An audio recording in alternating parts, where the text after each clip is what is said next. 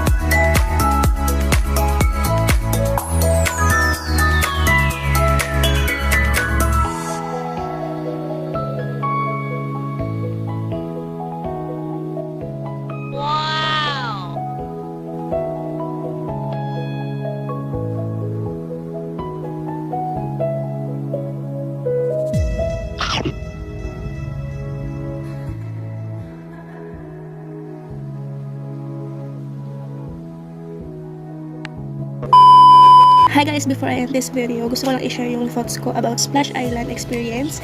And naka-promo kayo sila from March 1 to June 16, 2019. Naka 50% off sila on weekdays. So, 250 pesos na lang siya. And 30% off every Saturday, Sunday, and holidays. So, 350 pesos na lang yun. Ang regular price niya is 500 pesos. Paano pumunta sa Splash Island? Una, makikita nyo yun sa Google Map or Waze kung may sasakyan kayo. If wala, nag-offer sila ng shuttle service or shuttle van. 120 pesos per head yung nasakyan namin. Ilalagay ko na lang sa description box yung contact number and yung mga location kung saan pwede kayong pick upin, oras at kung magkano, ganun. Una, hindi pa kami nakapasok sa Splash Island. Yung entrance fee para sa amin is mahal talaga yung 500 pesos. Ewan ko lang sa inyo kasi mamaya iba kasi may kaya, mayaman, ganun. Pero sa amin kasi medyo, alam mo yun, medyo mahal. Pero nung pagpasok namin ay worth it pala yung 500 pesos. And what more kung naka-grab ka ng promo nila na 250 pesos per head, diba? Next one is no food and drinks allowed inside premises. So strict po sila na bawal po magpasok ng pagkain, inumin, dahil nagpo-provide naman po sila ng pagkain po kapag pumasok na po kayo sa kanilang premises. So, nag-offer sila ng pagkain doon as low as 150 pesos. Medyo mahal kung i-compare mo yung pagkain outside. Kasi yung example, yung dalawang barbecue with rice, 150 pesos. So, medyo mahal na siya para sa akin. Tapos, yung tubig na 500 ml, yung saktong laki lang, is 35 pesos. Isipin mo, sa tindahan, 15 pesos lang yun. Pero sa kanila, 35 pesos. Pero expected na namin na kapag mga resort talaga is mahal talaga yung mga pagkain. So, yun lang talaga ang medyo nakakapanghinayang. Pero okay lang din yun. Minsan ka lang naman din gumasos. Minsan ka lang naman din mag-outing, ganun. At meron silang in-offer na bilao meal for 4 persons. Ito yung laman niya, 2 talong, kamatis with itlog maalat, liempo na inihaw, 4 na barbecue, 4 na rice, 1 tilapia na inihaw, 4 na sesto, 1 mangga with bagoong. Sulit na yung 1 bilao na yun para sa aming 4. Yung Splash Island is mas nagfo-focus sila sa mga activities. So, wala dong pool na, literal na pool na kung saan, doon ka lang, mag-swimming ka lang. So, lahat ng pool nila is more on activities talaga. Wala kang makikitang pool na wala, pang swimming lang. Halos lahat talaga ng pool nila is may mga slide, may mga activities talaga. Wala siyang plain na pool talaga. So, siguro yung sa mga may sasuggest ko sa Splash Island, sana magkaroon sila ng isang pool kung saan pwedeng mag-swimming. Alam mo yun, like other resorts na napupuntahan ko, meron silang vacant na pool kung saan pwede ka lumangoy-langoy na walang istorbong salbabida o kung ano-ano. Ayun lang naman. And ang daming slides, may waves, may pambata, may lagoon, ganon. Forgiven naman yung 500 pesos per head once nung nakita ko yung lugar. As in, ang ganda ng ambience, ang linis ng paligid. And yung mga activity area nila, yung mga slides, mga ganon, meron silang oras-oras. Siguro morning then hapon sila mag-open ng mga slides. Kasi para malinis nila yung area. So, meron silang certain time para magamit mo yung amenities nila, yung mga slides. So, ayun. May oras-oras talaga sila para malinis nila yung pool, yung area kung saan tayo nag-slide, ganun.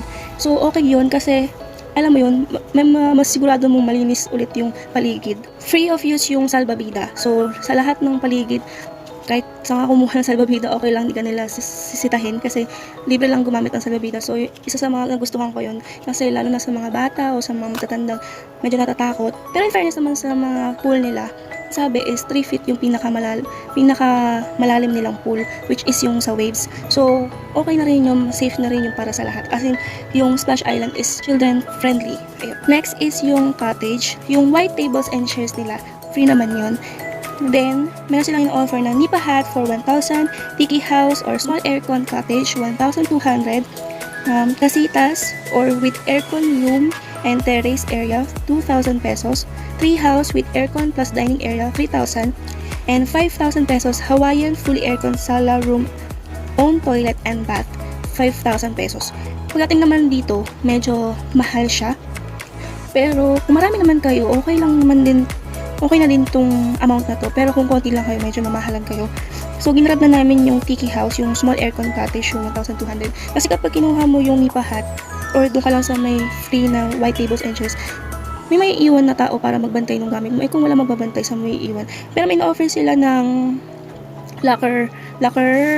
Pero sila in-offer na locker. Kaso, mga gadgets lang yung kakasya doon. Hindi siya yung buong bag mo malalagay doon. Hindi na namin tinignan kasi, talaga gadget lang daw malalagay mo.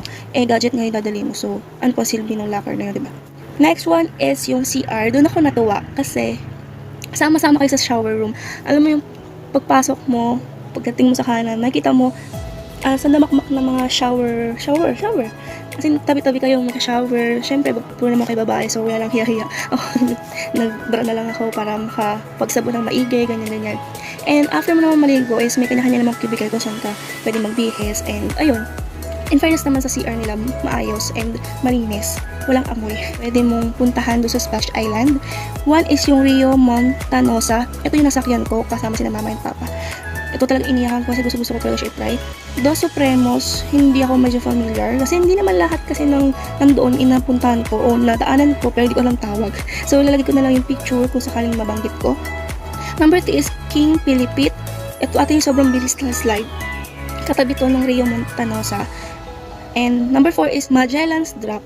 Ito yung 3 persons tapos yung makolor yung slides niya, tapos dire-diretso. Gusto ko i-try ito kaso natatakot ako kasi isang bagsakan lang talaga ng slide. Next one is Tausug Trails. Hindi ko to nakita. Medyo tago kasi itong area, nakita ko sa map. 6 is Twisted Palms. Gusto ko i-try ito kaso... wait. Baka ito yung Big Bamboo. 7 is yung Big Bamboo. Ito ata yung nakita ko na close yung slides. Ayun. Kaso hindi ko siya tinry kasi feeling ko makasuffocate ako. Number 8 is Isla Pawikan. Hindi ko alam kung nadaanan ko to, pero feeling ko nadaanan, di lang ko aware. Number 9 is yung Balsa River. Naku, forever tambayan namin to ng jowa ko noon. Pag wala kaming mapilian, kunwari, gusto na namin magbabad sa tubig. Doon na lang kami tumatawag sa Balsa River. Paikot-ikot lang kami ganyan. Tingin-tingin sa paligid, ganun. Number 10 is Agos Grandes. Ito yung pinaka-wave nila. Ito yung pinaka-main pool nila.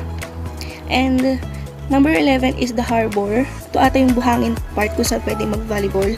Number 12 is souvenir shop. Hindi kami nakatingin sa souvenir kasi mas focus kami sa mga activities. And ayun. Number 13 is Festa sa Pulo. Ito yung pinaka food court ng Splash Island. Number 14 is Camp Carambola. Ito yung pambatang palaruan.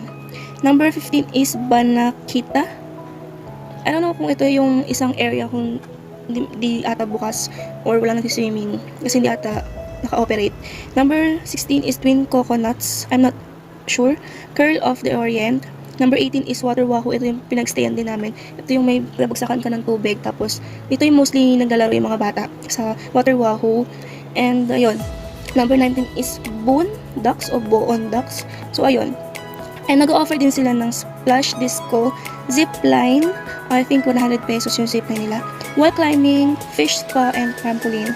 So, itong mga to hindi ko na try kasi additional bayad to. So, kung i-rate ko po yung Splash Island, from 0 to 10, siguro 9. Kasi marami pa akong expectation from Splash Island. Una na doon is yung sana magkaroon sila pa ng isang pool kung saan pwede mag-swimming lang. Yung walang ibang activities kundi swimming lang. And then is medyo mahal yung food nila. Pero all in all is very good ang Splash Island. Sa mga gustong pumunta sa Splash Island, you may contact them naman po sa kanilang Facebook page, yung Splash Island. Yung sinabi ko po kanina, yung gusto nyo pong kumuha ng shuttle service or shuttle van, papunta po direkta mismo sa Splash Island. Ilagay ko po sa description box yung contact number and yung mga location kung saan pwede kayo pick upin. Like nyo na rin po itong video na to kung nagustuhan nyo po ang aming munting banding, ang simula ng aming summer outing. And sa mga hindi pa nakaka-subscribe na channel ko, mag-subscribe na kayo para makita niyo pa po yung susunod kong video. And puntahan nyo na rin po yung aking channel to watch other videos na in-upload ko. And see you on my next one and bye-bye!